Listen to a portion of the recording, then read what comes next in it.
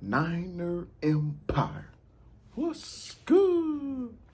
You know who it is. It's your boy, Jay in the Bay. And if this is the first time you've clicked on one of my videos, let me say thank you and feel free to hit that subscribe button and like the video. Also hit that notification bell so you know when I upload, videos talking about, you see it, the faithful, the Niner Empire. Also do live streams as well. But this video, I'll be talking about the first 5 weeks of the season and going into the bye week. Let's get it. At the beginning of the season, I had high hopes for this team, but heading into the bye week, I did not anticipate we would be on a 3-game losing streak and we would be on the downside of being 500. But a lot of things contribute to us, losing 3 straight games. Of course, injuries, continue to plague this team. Bad coaching, especially on the offensive side of the ball, play calling. There have been a lot of reasons for us being 2-3. But let's go back. We started the season, of course, in Detroit and in Philly. We took care of business there. Both games, they weren't pretty, but there's only 17 games. A win is a win. We start out 2-0. Next home game, we opened up against the Green Bay Packers, and the offense wasn't playing really well. But we were able to get the lead, in the fourth quarter with about, I think it was 39 seconds left. And Aaron Rodgers was Aaron Rodgers. He made plays. We lost that game. Then we lose to Seattle, and the defense played lights out in that game. And the offense just couldn't really move the ball in the first half consistently. And we weren't able to take advantage of opportunities that were there on the offensive side of the ball. Loss number 2. Then we lose to the Arizona Cardinals. And again, the defense plays lights out despite injuries to Dre Greenlaw, Jason Verrett. And we were basically signing free agent cornerbacks off the street, Josh Norman, Dre Kirkpatrick. And the defense continued to play well. But this was Trey Lance's first start, and the offense just didn't take advantage of opportunities.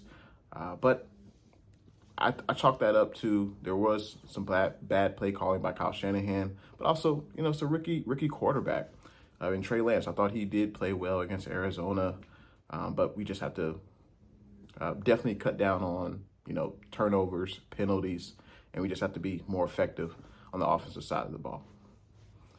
During this 3-game losing streak, we lost the turnover battle. We also were heavily penalized, and you can't do those things and expect to win games at the NFL level.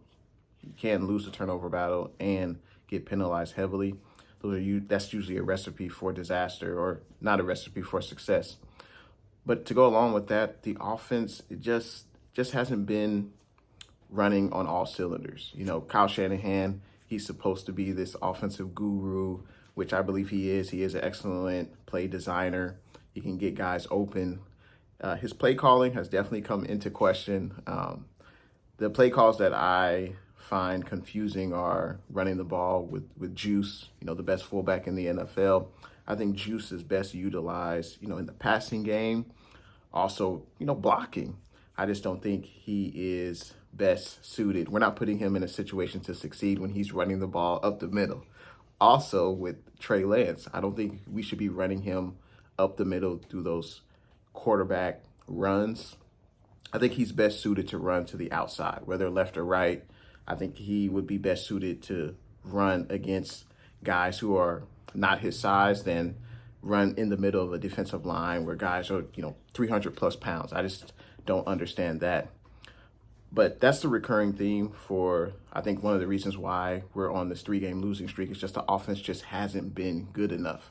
I know we've been without Elijah Mitchell, and we should have ran him more in the last game against Arizona.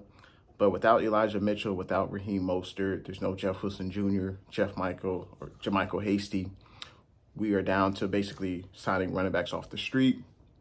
And also, I like Trey Sermon, but he doesn't have the same burst that Mostert and Mitchell have.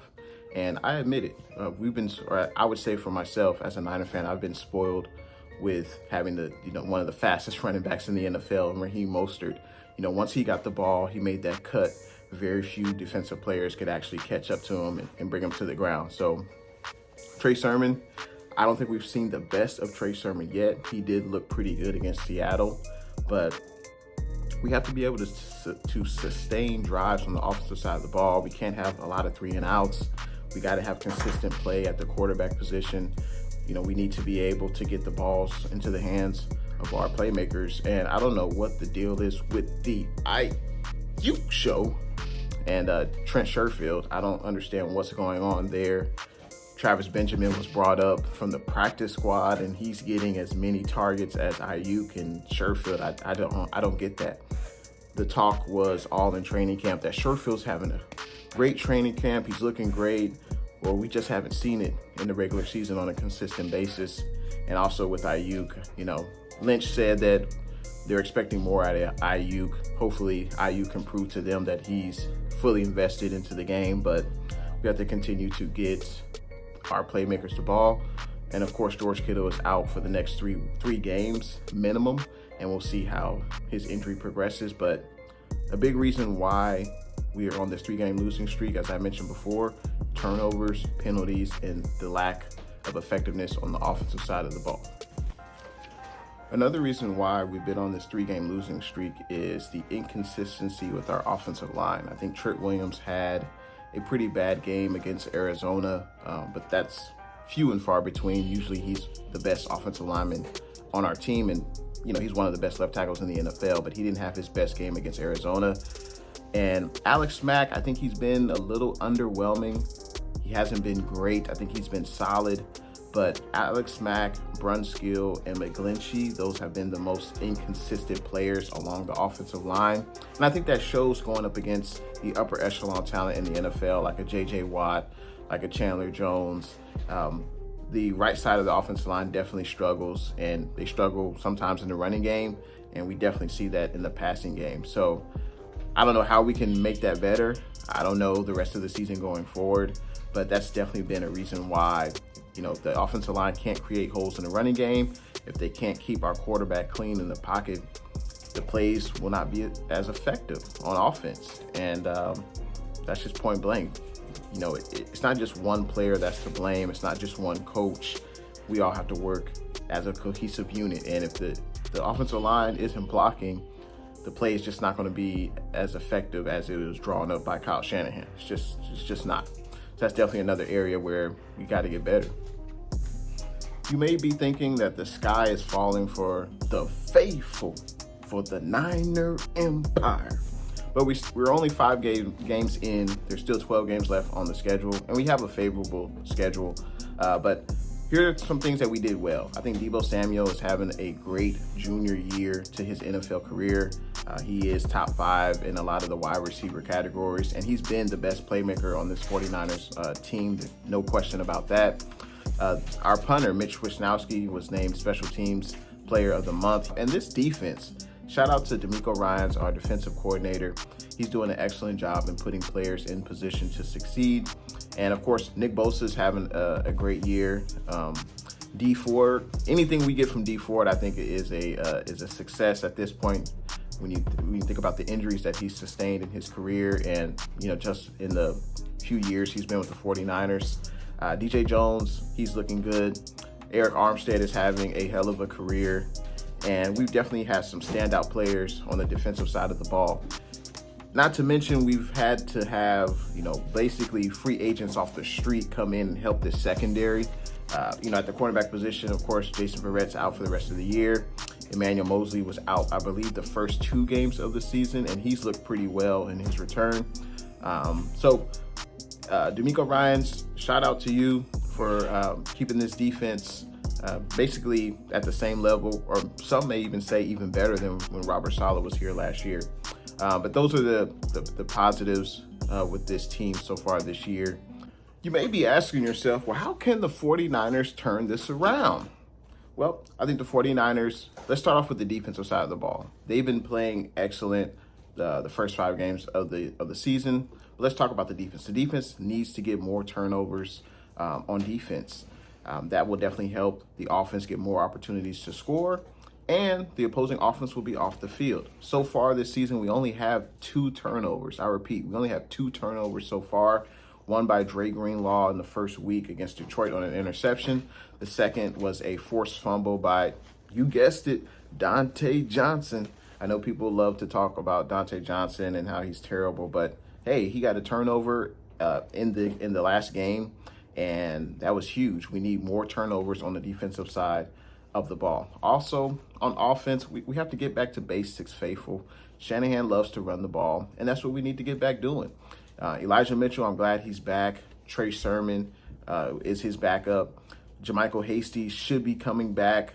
I believe we placed him on IR within the last 2 weeks, so he could be out for at least a minimum of 3 games. But he should be coming back sooner than later. That will add more depth to the running back room. And we need more consistent play from the offensive line and the quarterback position. I don't care if Jimmy or Trey is in there. We need more consistent quarterback play, and we need to take advantage of early opportunities, and especially in the first half of games. The offense really hasn't been doing that well in the first half of games, and that shows. Even if the defense does a hell of a job in shutting down the opposing team, they can't do that all game. We really can't expect them to do that all game.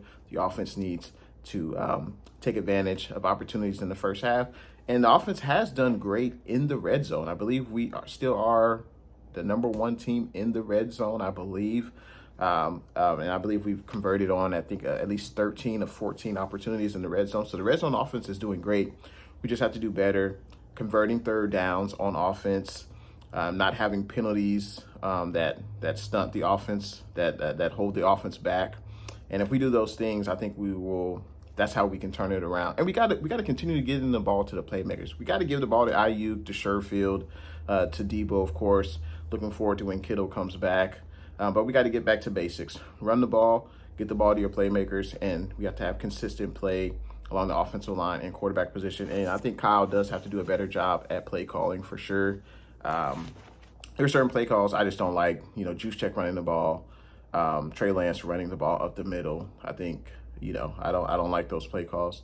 But other than that, I think that's how we can get better, on the offensive side of the ball. And that's how we can turn this around.